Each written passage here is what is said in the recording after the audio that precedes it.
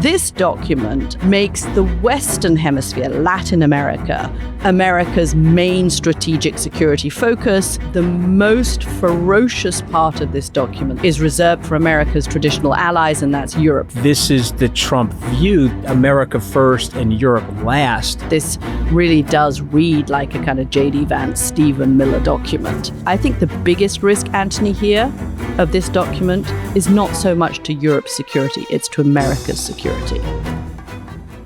Christmas, a time for family, friends, and reflection. As the turkey's carved, one side of the table praises the portion sizes, the other demands a recount. If you're shopping for the politically obsessed this Christmas, give them something calmer than cable news.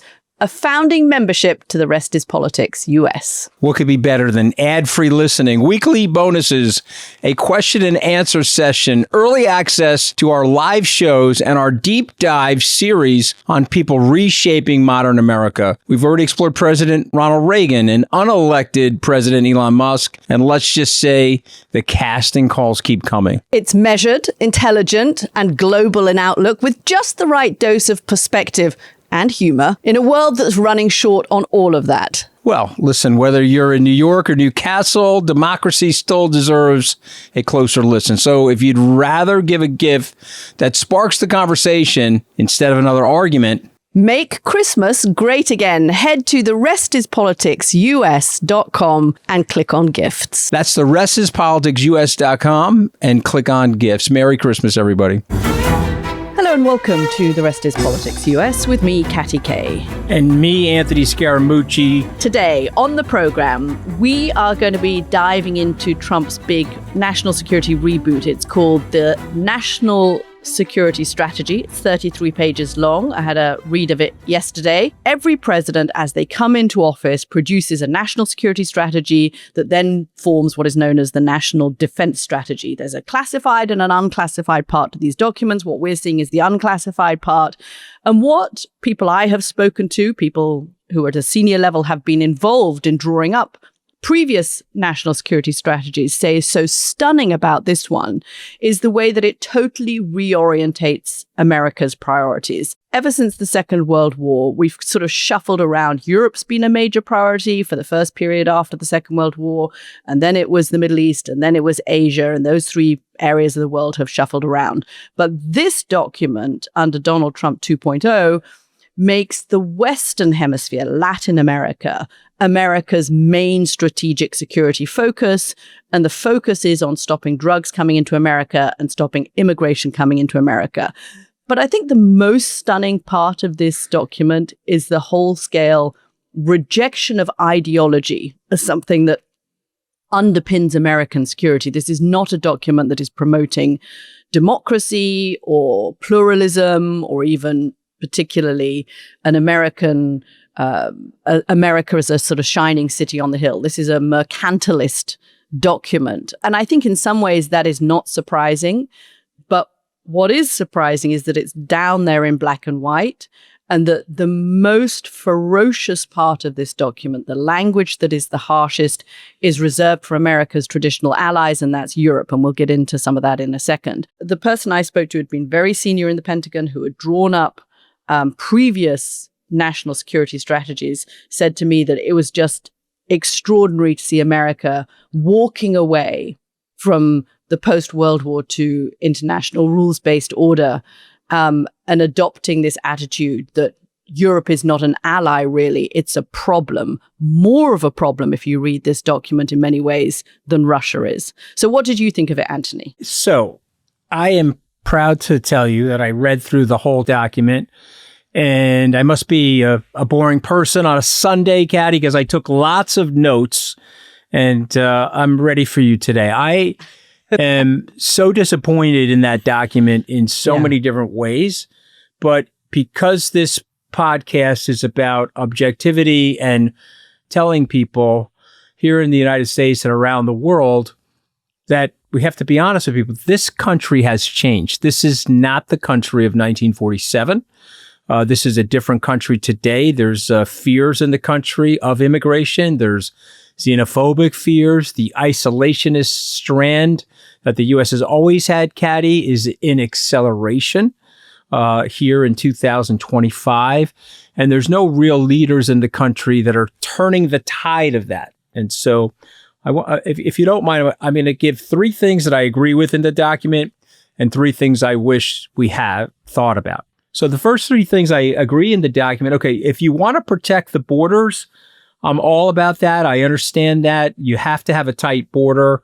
That's every country. That doesn't mean you don't have legal immigration and a continual flow of legal immigrants, but you really can't have illegal immigrants, Katty, because as Milton Friedman would say, you're in a welfare state. Market forces dictate that they'll come in and participate in the welfare state without paying taxes. So that's not fair to the American people.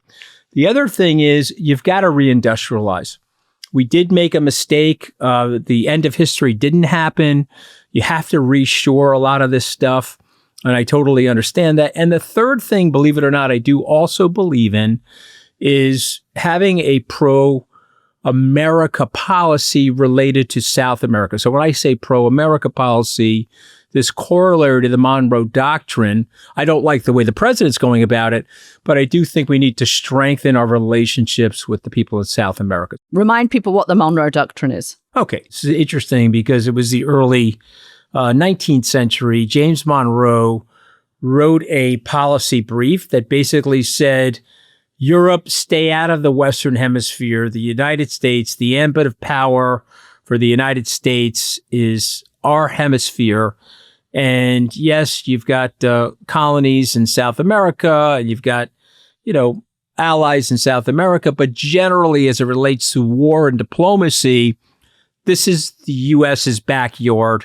Leave us alone at your peril. Now, what's interesting, when he said that, we didn't really have the naval power or the military right to project it, but it was a directionally thematic thing that I think was generally taken under advisement in Europe. And it probably, Katty, not to get overly esoteric, but it probably prevented European theater allies from entering the Civil War. I figured they looked at that and said, okay, you know what? We don't want to have a problem with whoever wins the war. We don't want to have a problem in being an adversarial situation. So the Monroe Doctrine, you're in Europe, leave us alone on our own backyard. But Katty, here's the problem, okay? There's the things I don't agree with. You don't have to be solitary to be sovereign. You don't have to be America first and Europe last. Europe, to me, is a power multiplier for the United States. Europe, to me, there's 500 million plus people. If you look at the whole Western European theater, that's places we can sell our goods, places where we can build relationships, export our culture, and protect Western liberal democracy. Last point that I want to make, and this is one that I really can't believe he's saying, is you can't take a regional multi-power neoclassical foreign policy approach, i.e. 1890. You can't do it in a world like this. You're still one of the existing standing superpowers. We could say that China is challenging that, but if you really look at our 2 militaries, it really hasn't done that. You have to force this, Katty. And again, I have said this to you before, but I'll say it here, then I will shut up. Go back to Thomas Hobbes and go back to the Leviathan. There's 3 sentences in the Leviathan. Eisenhower always quoted them. When you have one hegemonic force that can suppress the internecine tribal conflicts around the world, you get the greatest levels of peace and the greatest levels of prosperity. And that is in America's interest. That is America first to somebody like me. And the fact that the president wants to move to a multipolar world is dangerous. Okay, I'm done. But I just had to get all that out because I spent a lot of time on this weekend. Look, I think all of that is true, but let's try and go through it a little bit systematically. And I do think the Europe part of this is so important, and you're getting extraordinary reactions from Europe because in this document, they talk about Europe's civilizational erasure. It talks about ending the perception and preventing the reality of NATO as a perpetually expanding alliance. It talks about the risk to America if it carries on with immigration of these countries being non-majority European. I mean, interestingly, this document is kind of full of contradictions because on the one hand, the document says, in the Middle East, we will no longer be the people that come in and tell you how to run your world. And, if you want to carry on being autocratic monarchies, that's fine with us. Forget human rights, all of that kind of woke stuff that previous administrations had. But actually, when it comes to Europe, America is saying we can get involved. That is one of the most startling contradictions, right, in this document, is that on the one hand, we're not going to get involved, but actually when it comes to Europe, we do reserve the right to get involved and make sure that you stay European. And I guess the code there is European and more white. And we like these nationalist parties they're actually getting involved in domestic European politics by saying we like these nationalist patriotic parties that are coming up. So what did you think of the section on Europe and and there's been a stunning reaction from Europe, by the way, about this. Yeah, but it really isn't a surprise to anybody in Europe because all of the ambassadors in Europe have been told by Trump and Rubio that they need to promote anti-immigration policy. And we'll talk about that after the break too, the immigration stuff. Yeah, I mean, they're basically telling them that. But my question to you, Katty, is the Kremlin happy? The Kremlin reads this. Are they happy with this? Okay, so this is what the Kremlin said. I am now the Kremlin spokesperson. Oh, I like this. I like this. In fact, I'm going to put out a statement saying this is broadly in alignment with Russia's priorities. Yeah, I think that the Kremlin is making it absolutely clear that this is what they want. And one person that I spoke to over the weekend, a former general, said to me, this reads like Russian talking points. What did you think of that? I think it's all of that. And I think this is the Trump view that we have to let people know. This was his view first term. This was his view in 1987. This is his view today in 2025, is that we've carried people too long. People have freeloaded and looted the American society. And I'm not going to let that happen on my watch. And I can make money off of the Russians, and I can make money here and make money there. And I've said this before, Anthony, I have some sympathy with some of that, right? The idea, the document says the era of burden sharing is now commencing, and the era of America, I think, it is a little condescending because it says, Europe is not a bunch of children. Our allies aren't children. But I actually do think it's quite good for these countries to share some of the burden in Europe and in Asia. So again, as I started my analysis, there are some things I agree with. You can fact check me on this, but I believe there are 11 nations that have met, of the 28 nations in NATO, that have met the 2% threshold as of 2024. And so that's not fair. Okay, I think that Trump signaled that in the first term. I think Eisenhower said early on, let that go. No problem. Let's let America be this force multiplying benefiter of people not spending a lot of money on their military. I don't want Germany to remilitarize. This is all rhetoric from Eisenhower. But the world has turned, Katty. We're now 70 years from Eisenhower, 80 years from Truman. And so it is a different world today. And I recognize that. I would say to European leadership, guys, you don't have to go to 5%. I think that's a ridiculously high threshold and it would hurt those economies. I'd rather have those countries spend that money on innovation, venture capital spending, and things like that. But let's get to the 2%. Get the 28 countries to the 2%. Let's share the security. But you see, Trump doesn't want that because he's got buddies in the Kremlin. And he's a very fearful guy of Russia and the fearful guy of whatever Russia has on him. And so all this stuff is being mandated by him. And by the way, even though Steve Miller is not technically a national security guy, that memo went through his office. Yes, it reads like Stephen Miller. And I can guarantee you he wrote many of the passages. If you threw that memo into ChatGPT and says, who does this sound the most like? Whose writing does this sound the most like? It'd say Stephen Miller. Yeah. Okay, but here's where I would say, secure the border. I'm a yes on that. Okay. Yes to legal immigration. When I hear the word immigration, Katty, the next word that comes to mind to me is talent. Workforce talent. I want the immigrants here. I want the very poor Sergey Brin coming in poor and now worth hundreds of billions of dollars because he was the mastermind alongside of his friends like Larry Page of Google. I want that. But I'm going to say no to the xenophobic rhetoric and the nonsense of the national security effect of the browning of Europe or the browning of the United States. I think that that is very unfair. And I'll just finish by saying this. It's not our nation first and our allies last, guys. You can't think like that. How on God's earth is there nobody who's a Republican thinking about running for president that doesn't get to a microphone right now and say, guys, this is not where we want to be? Where's the mature Republican that says, yes, we have to reform these institutions, no question. Yes, we have to freshen up the rules-based society, no question.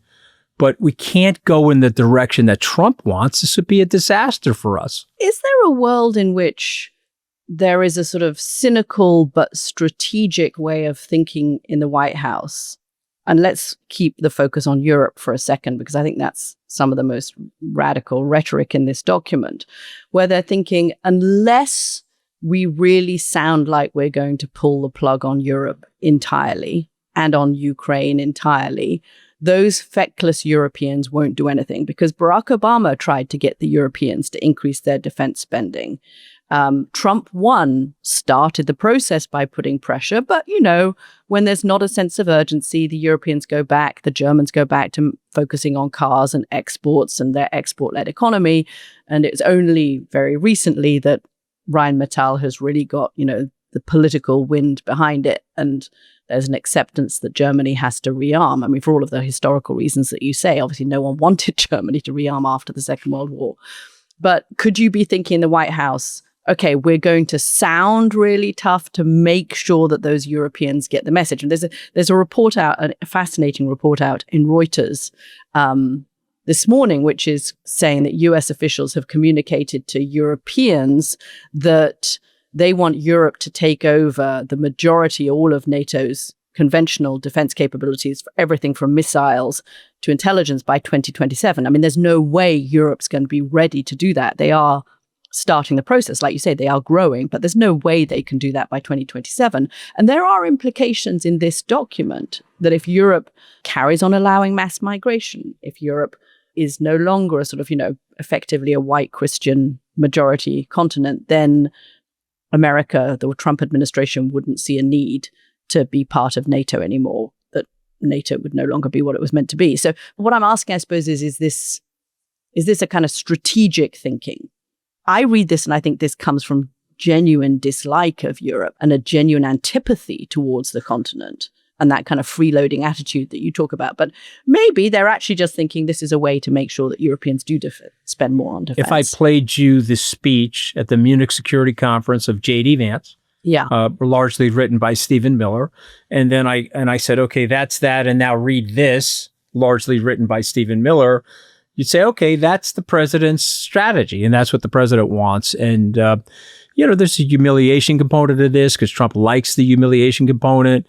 There's fear tactic. There's bombast in it. But remember, you can't take a 19th century strategy, Katty, and run the country in the 21st century. You can't do that. You know, if Kissinger was here, he would try to influence Trump by telling him, you're giving up too much cards on the table. Okay, you don't have to be Dick Cheney, where you think you're going to use the military muscle to flex on people that don't want to be flexed on. They're going to laugh at you. But you could use the military and your diplomacy and your soft power to burgeon democracies and to burgeon the free world and to make South America a better Western hemispheric cohabitating partner to the United States, better on energy, better on exportation, etc.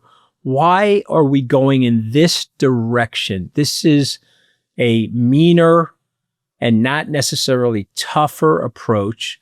And if I'm a European leader, I'm turned off by it. But I'm also looking around saying, what happened to America, Katty? You're the expat, 25 years in America. So go ahead. You're briefing now a European leader. You're in one of the salons of Europe, and the European leader looks at you and says, Katty, you've lived there for 25 years. What happened, Katty? What happened? Look, I don't know that this is what's happened to America. And I think you're right to point out that there are Republican senators who are probably more of the old school way of thinking about you want to have alliances and alliances are important, but this really does read like a kind of J.D. Vance, Stephen Miller document with Donald Trump sign off because he writes that forwarding letter with his signature very clearly on it.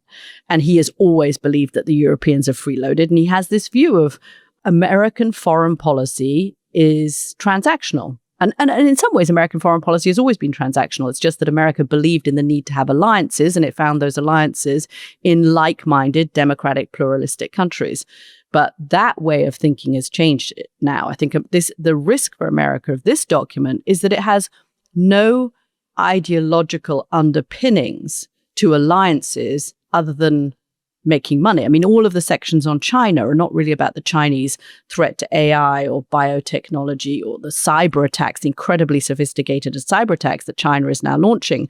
There's not very much really about China's military threat. It's about, and you heard it in Pete Hegseth's speech over the weekend at the Reagan Center out in California, that it's about respecting China as a commercial partner and trying to get the best out of the commercial relationship. A lot of this is about how do we make money, and that might is right and money is the underpinning of our foreign policy. But that can get you so far in the short term. I don't know that it builds good long-term relationships. Okay, this is what a couple of Europeans are saying. We've had the view from Russia, which is that this is largely consistent with our vision.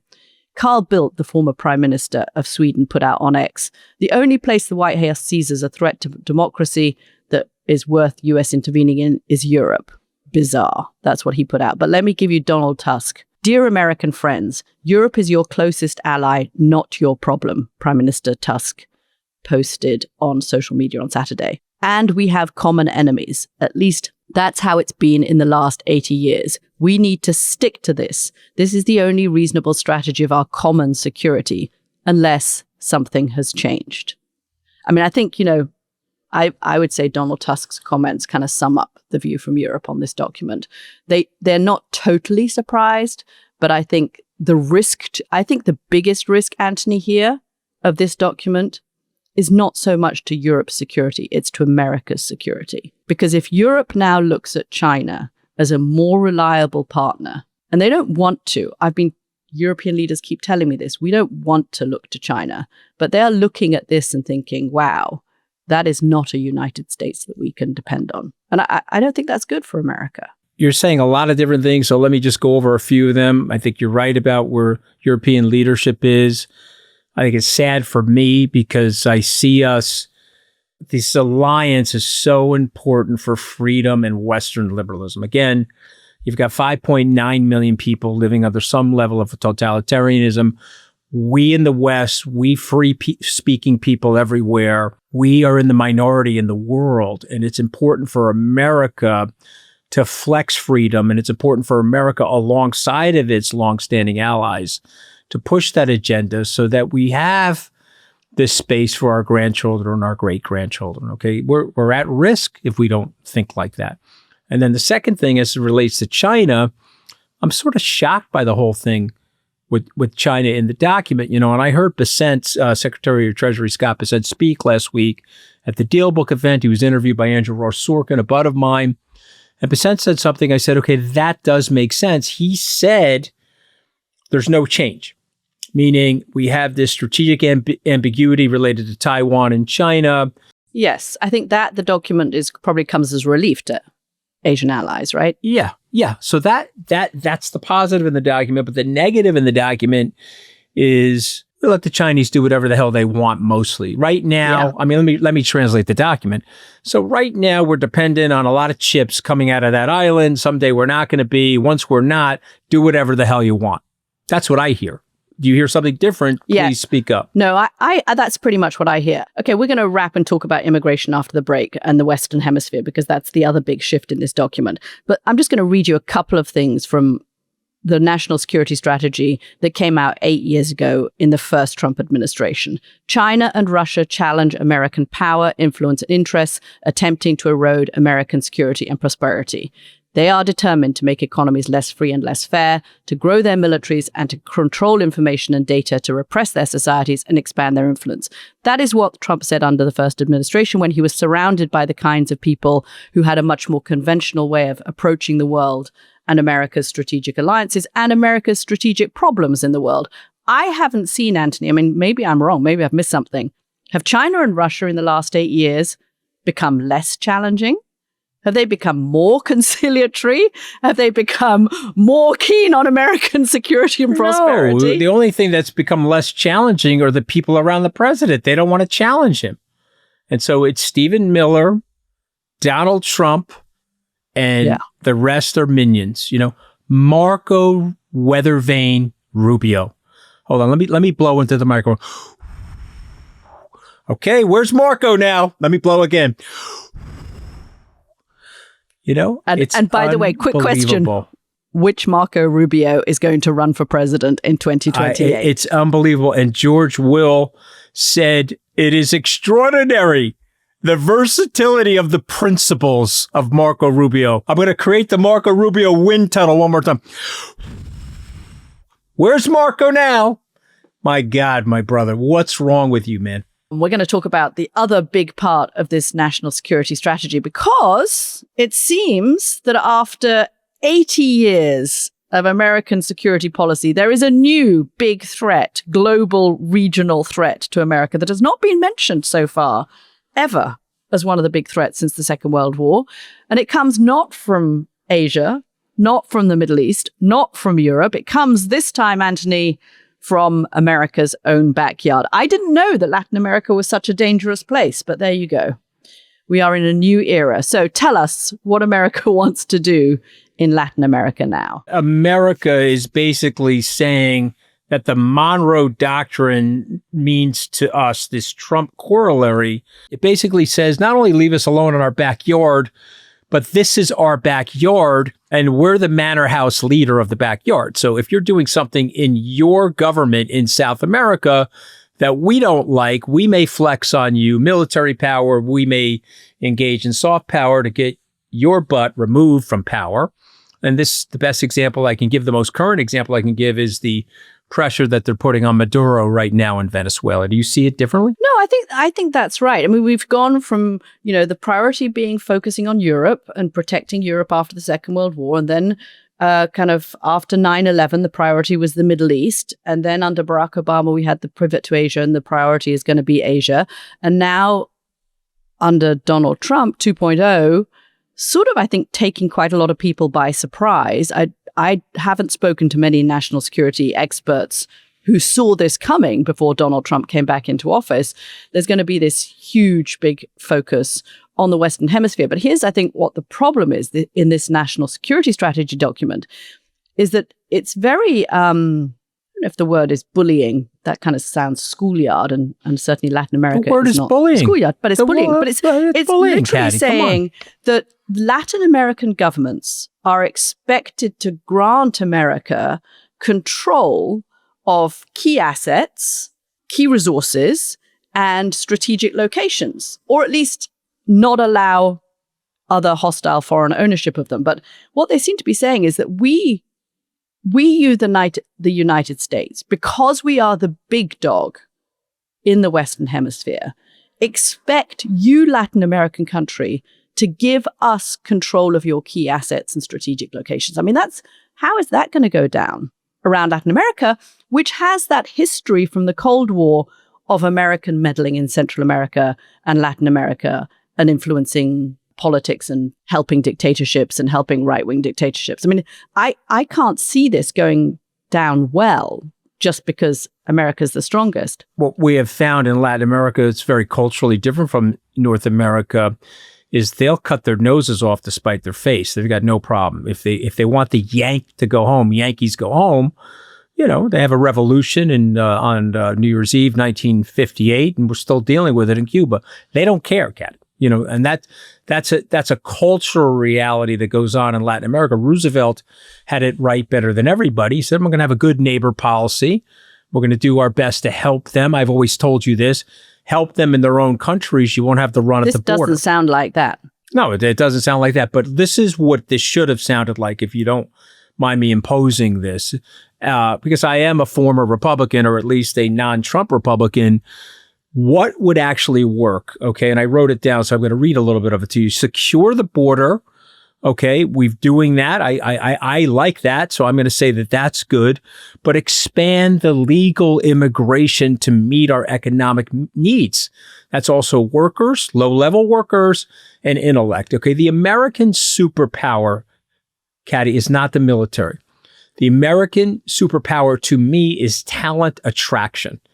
Okay, people have left the UK to find their dreams here in America, break out of the class bounds potentially in their country and other places in the world. And then the last piece of this is, I get the need to crush the cartels, but you also contemporaneously have to modernize the asylum laws.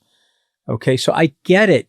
There's always an element of what Trump is doing that you look at, okay, he's got his finger on the pulse of a few things, but why do we have to go way out into left field? That's like that Republican congressman who said to me, right question, wrong answers. Do you remember that? I told you about that a while ago. No, exactly. So again, strong border with strong immigration policies. There's nothing wrong with those two things. That's very effective. It would be very helpful to America.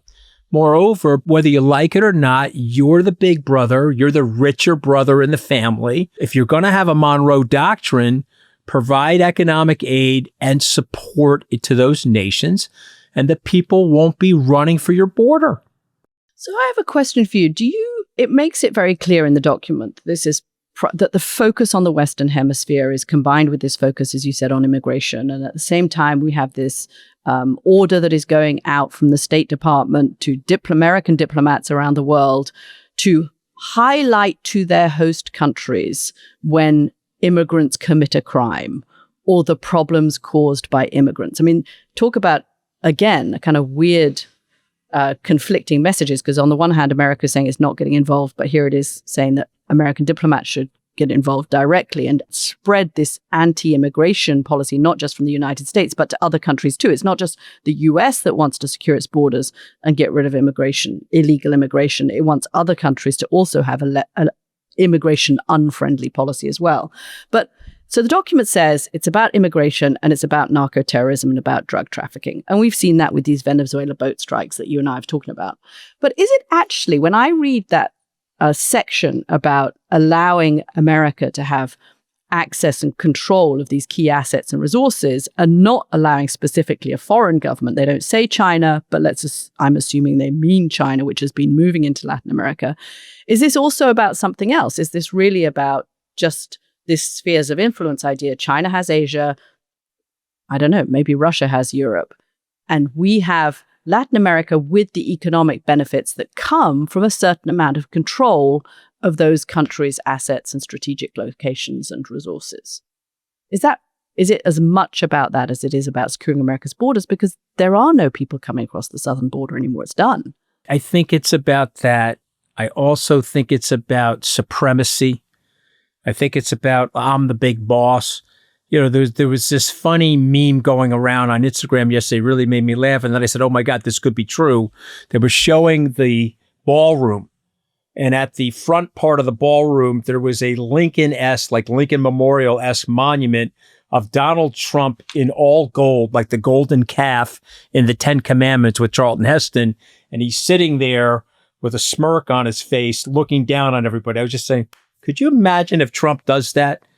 You know what I mean? Could you imagine if he puts himself in the ballroom? I mean, it's going to be rough. It's going to be rough on the future presidents, right? Listen, I've spoken to the presidents of American universities who said, damn, we should have just put up a gold statue of Donald Trump in the middle of our quad. That's all you had to do. That's all you had to do. Gold statue, but you got to light it. You got to have 24 lighting on it, and maybe a flag behind it. You follow what I'm saying? And then maybe put it up on your website so anybody that logs into harvard.edu, they would see Trump sitting there.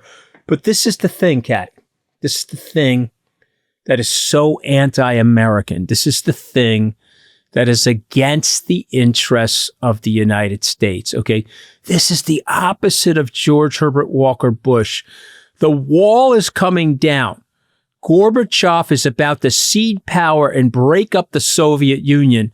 Are you here to gloat, Mr. President?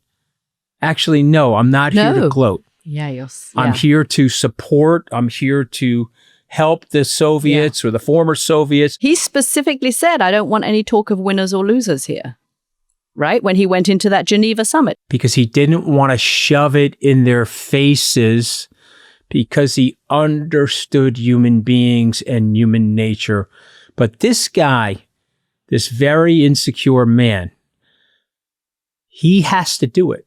He has to flex himself as a constant reminder. I mean, look at the freak show that he did over the weekend with the Kennedy Center, which I predict he's going to try to change the name of to the Trump Center for Performing Arts. But if you look at the freak show over the weekend, you could take the freak show that he did at the Kennedy Center and you could apply it to the immigration and you could apply it to the national security strategy. And so listen, again, Katty, it's unfortunate because if you and I were sitting at the table and you said to me, okay, what do we got to do? We got to modernize the system. We need to improve the meritocracy of the pathways in for immigration to help our labor force.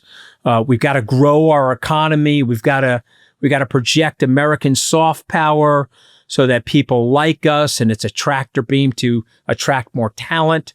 And yes, I get the fact that we're not in 1948 and some of this rules-based society has to be altered, just like software goes from iPhone 1 to iPhone 17. Pick up the phone, call the European leaders and say, okay, listen, probably got to help Putin stay in power, whether I like it or not, but I'm going to push him off that border. Okay, but I'm going to find ways to keep him in power because that's really what his self-interest in, and I need him off your back. But you got to help me get up to 2%. You've got 17 other nations, but we're not doing that. We're doing something bizarre and Alice in Wonder-like. And it's damaging, but again, guys tell me, well, we're just waiting him out. I totally agree with you, Anthony, but we're just waiting him out. And I hope that accent is appropriate for a weenie, spineless congressman. Anthony, you're correct, but we're going to wait him out. There's 3 more years to go, and we're just going to wait. I'm shaking here. I'm shaking. We're going to wait him out. You and I have spoken about the fact that the tide may be changing, and you called the president a lame duck already, but he has 3 years left, and a lot can be done in 3 years. And okay, this is a document that is a document of ideas and philosophy, but I've been told by people who have had close contact with writing these documents, it filters down to procurement, to assets, to deployments, to force deployments. It's reputational damage, Katty. And quick reminder to the White House, the only time that Article 5 has actually been implemented was when European allies and Canadian allies came to America's aid after the attacks of 9/11. It is worth having allies who believe in you, rather than just who think that you are trading with them and want to get the upper hand. Okay, that's it. I think that's all we have time for. We've wrapped up the whole world. That's it. I need more. I need more psychotherapy than that, Katty. I mean, call BetterHelp.com. I need more psychotherapy than that, Katty. It's not long enough.